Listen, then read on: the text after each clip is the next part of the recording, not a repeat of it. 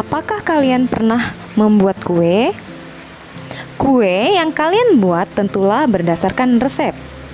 Resep masakan dibutuhkan untuk menginformasikan komposisi bahan yang akan digunakan untuk memasak.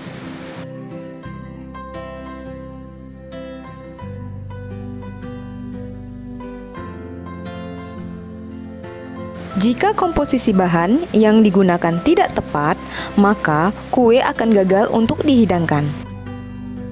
Seperti halnya masakan, untuk membuat senyawa kimia dengan jumlah yang diinginkan, dibutuhkan reaksi kimia dengan komposisi yang tepat. Misalnya, pembuatan pupuk urea pada industri pupuk. Untuk membuat sejumlah pupuk tertentu, kita harus mengetahui jumlah senyawa-senyawa yang harus direaksikan agar diperoleh hasil sesuai yang diinginkan dan dapat digunakan oleh petani. Pada bab ini akan dipelajari hukum-hukum dasar kimia yang berkaitan dengan perbandingan dalam reaksi kimia serta perhitungan dalam reaksi kimia yang disebut dengan stoikiometri. Untuk materi hukum dasar kimia akan dibagi dua pertemuan. Pada part 1, kita akan batasi materinya hanya tentang hukum Lavoisier, hukum Proust, dan hukum Dalton. Tapi sebelum itu, jangan lupa like dan subscribe-nya ya. Mari kita mulai dengan memperhatikan eksperimen berikut ini. Air, vitamin C, obat luka, botol dengan tutupnya, gunting, dan lakban bening. Masukkan air, tambahkan beberapa tetes obat luka,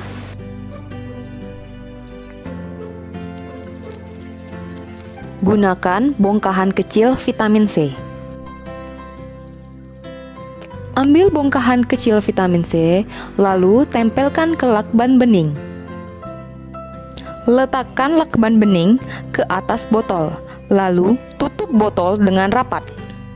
Timbanglah botol sebelum direaksikan. Amati perubahan yang terjadi, lalu timbanglah kembali. Pada eksperimen tadi, pada prinsipnya sama dengan gambar berikut. Apa yang sama dari gambar tersebut? Ya, masanya sama, yaitu massa A tambah B sama dengan massa C. Menurut Antoine Laurent Lavoisier, dalam sistem tertutup, massa zat sebelum reaksi dan sesudah reaksi adalah sama. Inilah kemudian disebut dengan hukum kekekalan massa atau hukum Lavoisier. Contohnya, berikut ini tabel reaksi antara tembaga dan belerang yang menghasilkan tembaga 2 sulfida. Berdasarkan hukum kekekalan massa, lengkapi tabel berikut ini.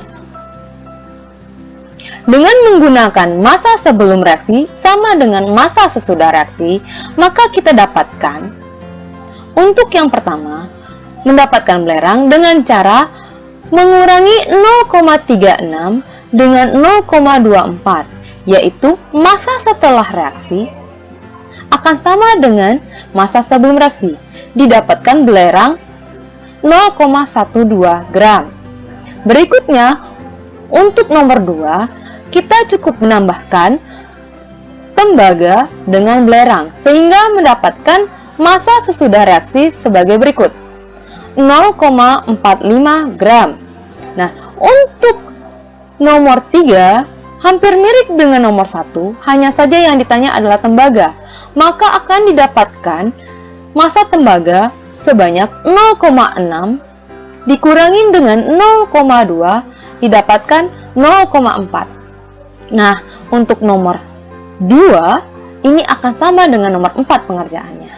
Maka didapatkan hasil massa sesudah reaksi adalah 1.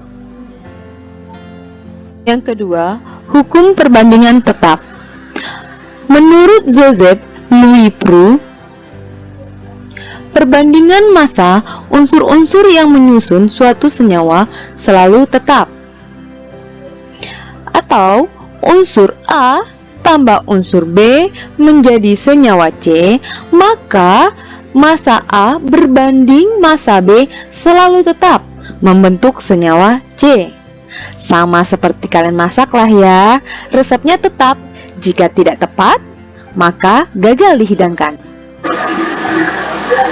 Contoh, perbandingan massa karbon dengan massa oksigen dalam senyawa karbon dioksida sebesar 3:8. Maka, sesuai hukum Proulx, dapat diperoleh perhitungan massa pada reaksinya pada tabel di bawah ini. Massa pereaksi karbon dan oksigen membentuk senyawa CO2 yang terbentuk, kemudian massa sisa reaksi.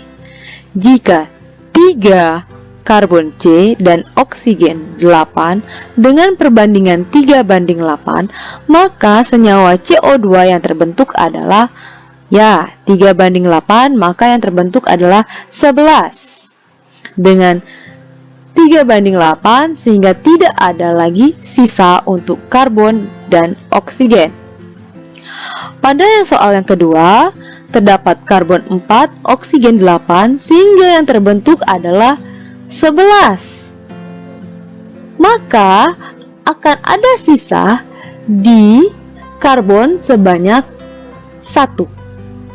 Lalu, jika yang terbentuk adalah 11 dengan sisa di oksigen 1, maka didapatkan karbon C-nya 3 sehingga oksigennya 8 ditambah dengan 1 sisa 9. Lalu bagaimana dengan karbon C6 dan oksigen 10? Jika ini kita buat 2 kalinya, 3 kali 2 sama dengan 6. Tetapi jika 8 kali 2 sama dengan 16, maka tidak cukup untuk O bereaksi. Maka akan tetap bereaksi menghasilkan 11 CO2 dan akan bersisa di karbon C sebanyak 3 dan O sebanyak 2. Lalu bagaimana jika soal yang kelima, senyawa CO2 yang terbentuk 11 dan C 1,5 sisa dan O 1,5 sisa, sehingga didapatkan massa reaksi menjadi 4,5 untuk C, 9,5 untuk O. Yang ketiga yaitu hukum kelipatan perbandingan atau hukum Dalton. John Dalton menyampaikan jika dua jenis unsur dapat membentuk lebih dari suatu senyawa dan massa salah satu unsur tersebut tetap atau sama, perbandingan massa unsur yang lain dalam senyawa-senyawa tersebut merupakan bilangan bulat dan sederhana. Maksudnya, jika unsur A ditambah unsur B menghasilkan senyawa 1 dan senyawa 2, sehingga didapatkan massa unsur A-nya dibuat sama, maka massa unsur B1, B2-nya di sini dikatakan 2:3. Contohnya, unsur belerang S dan unsur oksigen O dapat membentuk dua macam senyawa. Persentase unsur penyusun senyawa dijadikan dalam tabel berikut. Seperti ini. Perbandingan massa unsur oksigen dalam senyawa tersebut sesuai dengan hukum Dalton adalah. Penyelesaiannya, tentukan atom mana yang akan dibuat angka perbandingannya tetap. Pada umumnya, yang dibuat tetap itu unsur pertama. Nah, di sini adalah S. Unsur O jarang dibuat angka perbandingannya tetap. Senyawa 1 sama dengan itu S banding O-nya adalah 50/50. Untuk senyawa 2, 40/60. Nah, kita buat S-nya di sini tetap. Sehingga didapatkan 50 kita bagi dengan 50 dan 40 di sini kita bagi dengan 40. Sehingga senyawa 1 S banding O itu 1:1 dan senyawa 2 itu 1:1,5. Nah, maka perbandingan unsur untuk oksigen di sini karena hukum Dalton itu adalah bulat dan sederhana, maka didapatkan 2:3.